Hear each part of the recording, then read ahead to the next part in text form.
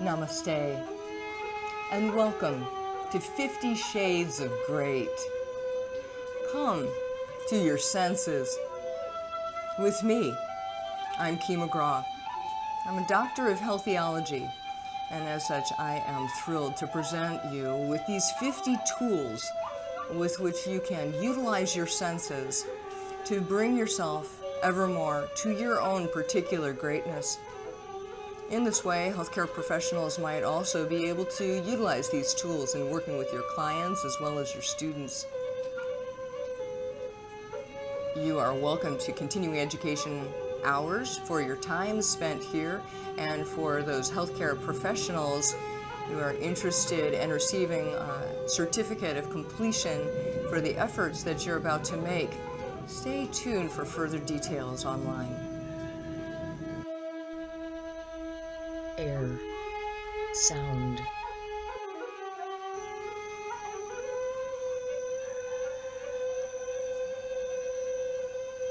Now, as we continue along the path of the air, we come into the use of the conscious touch through a way in which we might stimulate the throat chakra.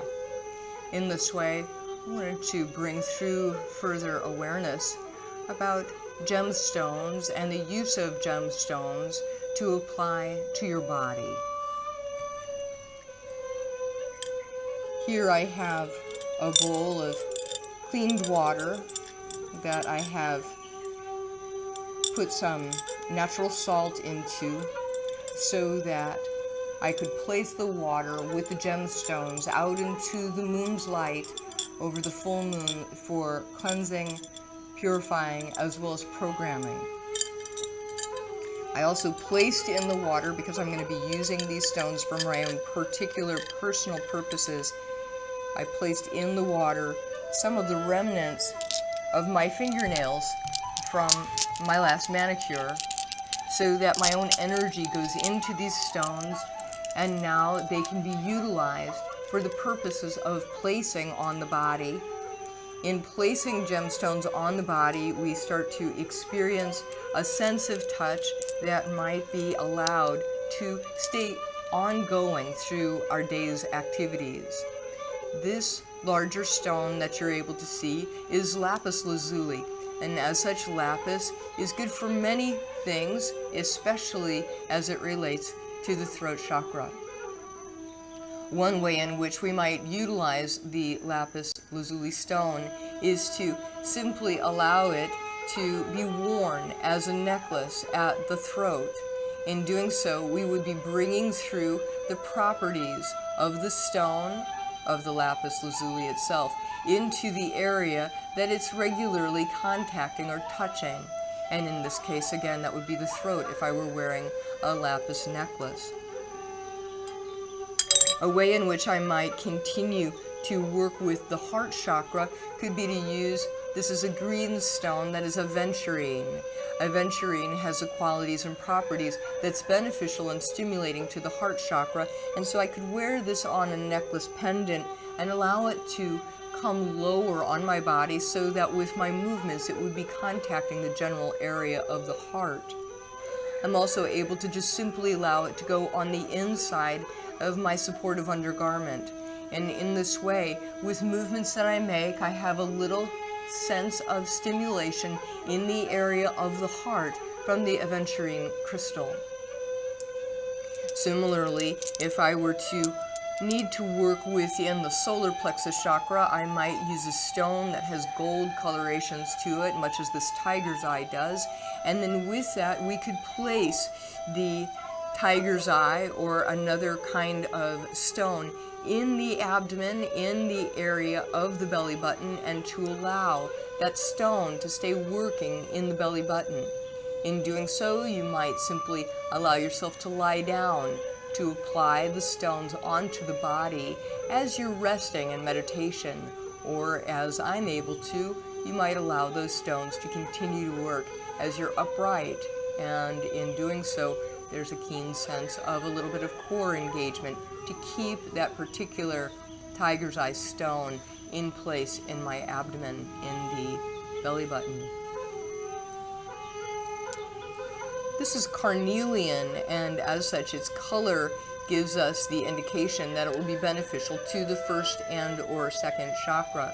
And as such, we might use this carnelian in a pocket in our clothing. We could place it simply in the front pocket or the back pocket, as you might need energetic support front or back in these lower chakras, which is to say through areas where you might feel tension or tenderness in your low back. You could place that carnelian in a back pocket, or sometimes we experience more issues in the front of the hips and the low groin, and as such you could place the carnelian in your front pocket. Labradorite is a root chakra stone that's tremendously grounding, and with this it's also helping to draw the light energy all the way down into the root, and as such you might be using labradorite in one pocket and the carnelian in the other, the tiger's eye in the abdomen, and the aventurine at the heart. As we considered the lapis lazuli stone before, we were looking at a larger image of it, but now with this smaller pendant size image, you might be able to see a small blue circle, and I'm going to place this just above my sternal notch in my manubrium, and so that the lapis is able to stay just right there.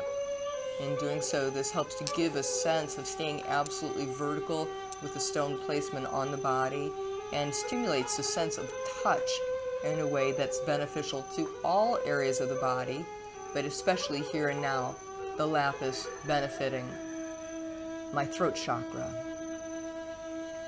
And as I continue, and we might use sodalite on the third eye, sodalite then helps to increase the intuition and our internal clarity. However, to allow this stone to stay placed here, I would need to be reclined right now. If instead the sodalite was in the form of a pyramid, I might be able to use that pyramidal structure and allow it to adhere onto my third eye. Pyramidal shaped sodalite or quartz crystal or amethyst crystal all would bring about benefits to the third eye. Several other stones would as well. Many gems have multiple properties, and many different approaches to using stones might mix up which gem is especially beneficial where in the body.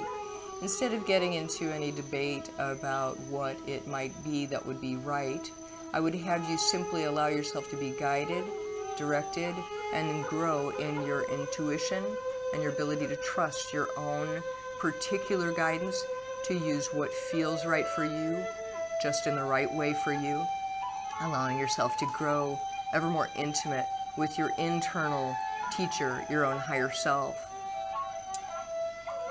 Working with the rainbow moonstone, I could place this onto the crown of the head to allow me to bring through more of that divine white light, to open up the crown to the awareness that we are here from divine source, and we bring that divine source with us into the physical realm in all that we do and all that we say in every way possible.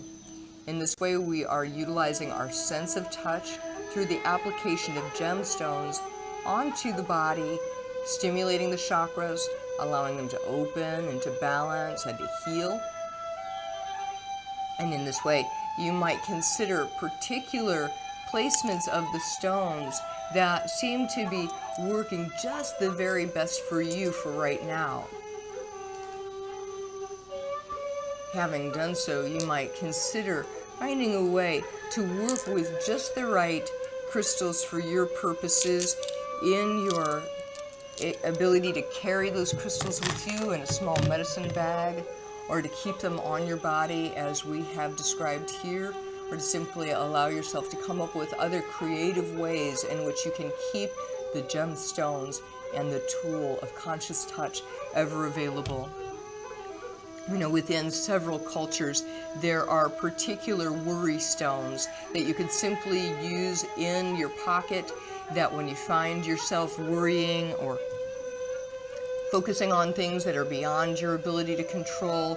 You would instead allow yourself to work your hands over the stone, to put the worry into the stone, to take it out of the head, and that repetitive, incessant, frustrating approach of continuing to think about things that you are unable to make any difference in. Sometimes the best we can do is to be our own selves, able to let go of issues and problems that are related to someone else, so that we can cease from worrying about things that are beyond our control, and instead utilize some of these many tools with which to change what you can, which is mostly ourselves. Of course, we are changing ourselves ever more in the direction of who we always have been, which is pure light, having an experience here on the earth in just the way that's intended for your growth and evolution. Enjoy.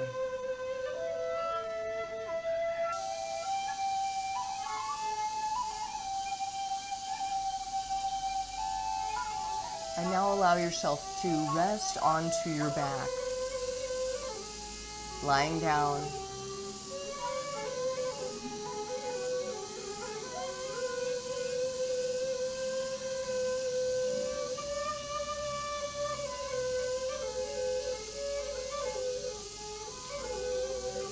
And you're welcome to stay as long as it's right for you, so that you might integrate the energy that's been freed up from the use of this one particular tool. And once you've concluded, allow yourself to come back up into the vertical position. Pause to notice the changes that have taken place in your body, mind, and spirit. And as you do so, join me as we offer our voices in gratitude to the path. Inhaling.